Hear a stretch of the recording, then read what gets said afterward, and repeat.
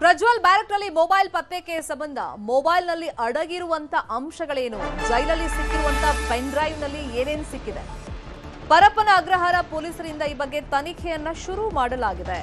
ಇನ್ನು ನೋಟ್ಬುಕ್ ಕೂಡ ಒಂದು ಪತ್ತೆಯಾಗಿದೆ. ಈ ನೋಟ್ಬುಕ್ ನ ಸೀಕ್ರೆಟ್ ಏನು ಅಂತ ಹೇಳಿ ಪೊಲೀಸರು ಬೆನ್ನತ್ತಿದ್ದಾರೆ. ನೋಟ್ಬುಕ್ ನಲ್ಲಿ ಹಲವರ ನಂಬರ್ಗಳು ಮತ್ತೆ ಹೆಸರುಗಳು ಪತ್ತೆಯಾಗಿದೆ. ಇನ್ನು ಪ್ರಜ್ವಲ್ ಬಳಿ ಸಿಕ್ಕಂತ ಸಿಮ್ ಯಾರ ಹೆಸರಲ್ಲಿದೆ, ಯಾರ್ಯಾರಿಗೆ ಈತ ಕರೆ ಮಾಡಿ ಮಾತಾಡಿದ್ದಾನೆ, ಎಲ್ಲದರ ಬಗ್ಗೆನೂ ಪೊಲೀಸರು ತನಿಖೆಯನ್ನ ಮಾಡ್ತಾ ಇದ್ದಾರೆ. ಪ್ರಜ್ವಲ್ ಜೊತೆಗಿದ್ದ ಪ್ರತಾಪ್ ಹಿನ್ನೆಲೆ ಬಗ್ಗೆನೂ ಕೂಡ ತನಿಖೆಯನ್ನ ಮಾಡಲಾಗ್ತಾ ಇದೆ. 5G ಕಾಲದಲ್ಲೂ ಜೈಲಲ್ಲಿ 2G ಜಾಮರ್ ವ್ಯವಸ್ಥೆಯನ್ನ ಮಾಡಿದ್ದಾರೆ. 15 ವರ್ಷಗಳ ಹಿಂದೆ ಈ ಜಾಮರ್ ಸಿಸ್ಟಮ್ ಅನ್ನ ಅಳವಡಿಕೆ ಮಾಡಿರೋದು. ಹಲವಾರು ಆಯಾಮಗಳಲ್ಲಿ ಒಟ್ಟಿನಲ್ಲಿ ಪೊಲೀಸರು ತನಿಖೆಯನ್ನ ಮಾಡ್ತಾ ಇದ್ದಾರೆ. ಮತ್ತೆ ಈ ಪ್ರಕರಣವನ್ನ ತುಂಬಾ ಸೀರಿಯಸ್ ಆಗಿ ಅಂದ್ರೆ ಗಂಭೀರವಾಗಿ ಪೊಲೀಸರು ಪರಿಗಣಿಸಿದ್ದಾರೆ. ಒಂದ್ ಕಡೆ ಮೊಬೈಲ್ ರಹಸ್ಯ, ಪೆನ್ ಡ್ರೈವ್ ರಹಸ್ಯ, ಒಂದು ನೋಟ್ಬುಕ್ ಸಿಕ್ಕಿದೆ, ಜಾಮರ್ ಹಾಕಿದ್ದಾರೆ. 5G ಕಾಲದಲ್ಲಿ 2G ಜಾಮರ್ ವ್ಯವಸ್ಥೆ ಆಗಿದ್ದಾರೆ. ಅಂದ್ರೆ 15 ವರ್ಷಗಳ ಹಿಂದೆ ಈ ಜಾಮರ್ ಸಿಸ್ಟಮ್ ಅಳವಡಿಸಿರೋದು.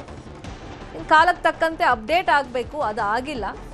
ಒಟ್ಟಿನಲ್ಲಿ ಹಲವಾರು ಆಯಾಮಗಳಲ್ಲಿ ಪೊಲೀಸರು ತನಿಖೆಯನ್ನ ಮಾಡ್ತಾ ಇದ್ದಾರೆ. ಇದೇ ವಿಷಯವಾಗಿ ಇನ್ನಷ್ಟು ಡೀಟೇಲ್ ಆಗಿ ಇನ್ಫಾರ್ಮೇಶನ್ ಕೊಡ್ತಾ ಹೋಗೋದಕ್ಕೆ ನೇರ ಸಂಪರ್ಕದಲ್ಲಿ ಕನೆಕ್ಟ್ ಆಗಿದ್ದಾರೆ ನಮ್ಮ ರಿಪೋರ್ಟರ್ ಮಾದೇಶ್.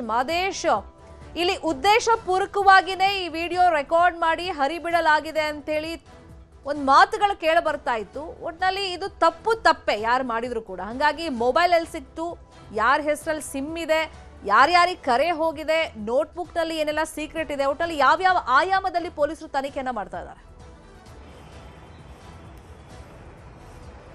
ಶರ್ಮಿತಾ, ಈಗಾಗಲೇ ಪರಪ್ಪನ ಅಗ್ರಹಾರ ಜೈಲಿನಲ್ಲಿ ಅದರಲ್ಲೂ ಕೂಡ VIP ಬ್ಯಾರಕ್ ನಲ್ಲಿ ಈ ರೀತಿಯಾದಂತಹ ಒಂದು ವ್ಯವಸ್ಥೆಯನ್ನ ಮಾಡಿಕೊಡಲಾಗ್ತಿದೆ. ಜೈಲಾಧಿಕಾರಿಗಳು ಕೂಡ ಇದರಲ್ಲಿ ಇನ್ವಾಲ್ವ್ ಆಗಿದ್ದಾರೆ ಅನ್ನೋದು ಮೇಲ್ನೋಟಕ್ಕೆ ಈಗಾಗಲೇ ಗೊತ್ತಾಗಿದೆ.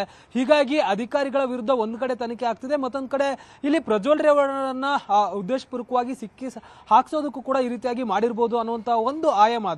ಆದ್ರೆ ಆ ತಪ್ಪು ಅಂದ್ರೆ ಆ ಒಂದು ಬ್ಯಾರಕ್ ನಲ್ಲಿ ಮೊಬೈಲ್ ಹೋಗೋದು ತಪ್ಪಾಗಿರುತ್ತೆ, ಮೊಬೈಲ್ ಬಳಕೆ ಮಾಡೋದು ತಪ್ಪಾಗಿರುತ್ತೆ. ಯಾಕಂದ್ರೆ ಅವರೇನಾದ್ರು ಯಾವುದೇ ಕೈದಿ ಅಥವಾ ಆರೋಪಿತ ಸ್ಥಾನದಲ್ಲಿರುವಂತಹ ಜೈಲಿನಲ್ಲಿರುವಂತಹ ಆರೋಪಿಗಳು ತಮ್ಮ ಕುಟುಂಬಸ್ಥರ ಜೊತೆ ಅಥವಾ ಲಾಯರ್ ಜೊತೆ ಮಾತನಾಡಬೇಕು ಅಂದ್ರೆ ಅಲ್ಲಿ ವ್ಯವಸ್ಥೆ ಇದೆ, ಇಲಾಖೆಯಿಂದಲೇ ವ್ಯವಸ್ಥೆ ಇದೆ. ಹಾಗಾಗಿ ಅಲ್ಲಿ ಒಳಗಡೆ ಮೊಬೈಲ್ ಗಳನ್ನ ನಿಷೇಧ ಮಾಡುವಂತ ಕೆಲಸವನ್ನ ಮಾಡಲಾಗಿರುತ್ತೆ. ಅದಾಗಿಯೂ ಕೂಡ ಈ ರೀತಿಯಾದಂತಹ ಮೊಬೈಲ್ ಅಂದ್ರೆ ಸ್ಮಾರ್ಟ್ ಫೋನ್ಗಳು ಸಿಗುತ್ತೆ, ಅದರಲ್ಲಿ 5G ನೆಟ್ವರ್ಕ್ ಇರುತ್ತೆ, ಮತ್ತೆ ಸೋಷಿಯಲ್ ಮೀಡಿಯಾಗಳನ್ನ ಬಳಸ್ತಾರೆ. ಅಂದ್ರೆ ನಿಜಕ್ಕೂ ಕೂಡ ಇದು ಈ ಒಂದು ಪ್ರಕರಣವನ್ನ ಗಂಭೀರವಾಗಿ ಪರಿಗಣಿಸುವಂತಹ ಕೆಲಸವನ್ನ ಮಾಡಲಾಗಿದೆ. ಈಗಾಗಲೇ ಈ ಒಂದು ಮೊಬೈಲ್ಗೆ ಸಂಬಂಧಪಟ್ಟಂತೆ ಮೊಬೈಲ್ ಹೇಗೆ ಬಂತು ಬ್ಯಾರಕ್ ನಲ್ಲಿ ಅನ್ನೋದನ್ನ ಪರಿಶೀಲನೆ ಮಾಡುವಂತ ಕೆಲಸವನ್ನ ಪರಪ್ಪನ ಅಗ್ರಹಾರ ಪೊಲೀಸರು ಮಾಡ್ತಿದ್ದಾರೆ. ಜೊತೆಗೆ ಒಂದು ಈಗಾಗಲೇ ಆ ಒಂದು ಮೊಬೈಲ್ ಲಾಕ್ ಅನ್ನ ಓಪನ್ ಮಾಡೋದಕ್ಕೆ ಪ್ರಯತ್ನ ಪಡ್ತಿದ್ದಾರೆ. FSL ಗೆ ಆ ಒಂದು ಮೊಬೈಲ್ ಅನ್ನ ಕಳಿಸುವಂತ ಕೆಲಸವನ್ನ ಮಾಡಲಾಗಿದೆ. ಆದ್ರೆ ಆ ಒಂದು ಮೊಬೈಲ್ ಏನ್ ಲಾಕ್ ಇಟ್ಟಿದ್ದಾರೆ ಯಾವುದು ಕೂಡ ಪ್ರಜ್ವಲ್ ಆಗಿರ್ಬೋದು, ಮತ್ತೆ ಆತನ ಮತ್ತೋರ್ವ ಅಕ್ಯೂಸ್ಡ್ ಏನಿರ್ತಾನೆ ಅಂದ್ರೆ ಬೇರೆ ಕೈದಿ ಏನಿರ್ತಾನೆ ಆತ ಕೂಡ ತನಗೆ ಪಾಸ್ವರ್ಡ್ ಗೊತ್ತಿಲ್ಲ ಅಂತ ಹೇಳಿದಾನೆ. ಹೀಗಾಗಿ ಆ ಒಂದು ಮೊಬೈಲ್ ನ ಪಾಸ್ವರ್ಡ್ ಅನ್ನ ಪರಿಶೀಲನೆ ಮಾಡೋದಕ್ಕೆ ಮುಂದಾಗಲಾಗಿದೆ. ಜೊತೆಗೆ ಯಾರ್ಯಾರಿಗೆ ಕರೆ ಮಾಡಲಾಗಿತ್ತು, ಮೊಬೈಲ್ ಅನ್ನ ಯಾಕೆ ಬಳಸಲಾಗ್ತಿತ್ತು ಅನ್ನೋದಕ್ಕೆ ಸಂಬಂಧಪಟ್ಟಂತೆ ಈಗಾಗಲೇ ಪರಿಶೀಲನೆ ಮಾಡುವಂತ ಕೆಲಸವನ್ನ ಮಾಡಲಾಗ್ತಿದೆ. ಜೊತೆಗೆ ಮೊಬೈಲ್ ನಲ್ಲಿ ಒಂದಷ್ಟು ವಿಡಿಯೋಗಳು ಕೂಡ, ಅದರಲ್ಲೂ ಕೂಡ ಅಶ್ಲೀಲ ವಿಡಿಯೋಗಳು ಇದೆ ಅನ್ನುವಂತ ವಿಚಾರ ಕೂಡ ಸದ್ಯಕ್ಕೆ ಹೊರ ಬರ್ತಿದೆ. ಹೀಗಾಗಿ ಇಷ್ಟರ ಮಟ್ಟಿಗೆ ನಡೀತಿದೆ. 5-6 ತಿಂಗಳಿಂದಲೂ ಕೂಡ ಆ ಒಂದು ಮೊಬೈಲ್ ಆ ಬ್ಯಾರಕ್ ನಲ್ಲಿ ಇತ್ತು ಅನ್ನುವಂಥದ್ದು ಒಂದು ಕಡೆ ಚರ್ಚೆ ಆಗ್ತಿದೆ. ಹೀಗಾಗಿ ಆ ಒಂದು ವಿಚಾರದ ಬಗ್ಗೆಯೂ ಕೂಡ ಜೈಲಾಧಿಕಾರಿಗಳ ವಿರುದ್ಧ ಆಂತರಿಕ ತನಿಖೆಯನ್ನು ಕೂಡ ನಡೆಸುವಂತೆ ಈಗಾಗಲೇ DGP ಅಲೋಕ್ ಕುಮಾರ್ ಅವರು ಕೂಡ ಸೂಚನೆ ನೀಡಿದ್ದಾರೆ. ಒಂದು ಕಡೆ ಆಂತರಿಕ ತನಿಖೆ ನಡೀತಿದೆ, ಮತ್ತೊಂದು ಕಡೆ ಆ ಒಂದು ಮೊಬೈಲ್ ಹೇಗೆ ಬಂತು ಮತ್ತೆ ಸಿಮ್ ಯಾರು ತಂದು ಕೊಟ್ಟಿದ್ರು ಅನ್ನೋದಕ್ಕೆ ಸಂಬಂಧಪಟ್ಟಂತೆ ಹೆಚ್ಚಿನ ತನಿಖೆಯನ್ನು ನಡೆಸಲಾಗ್ತಿದೆ.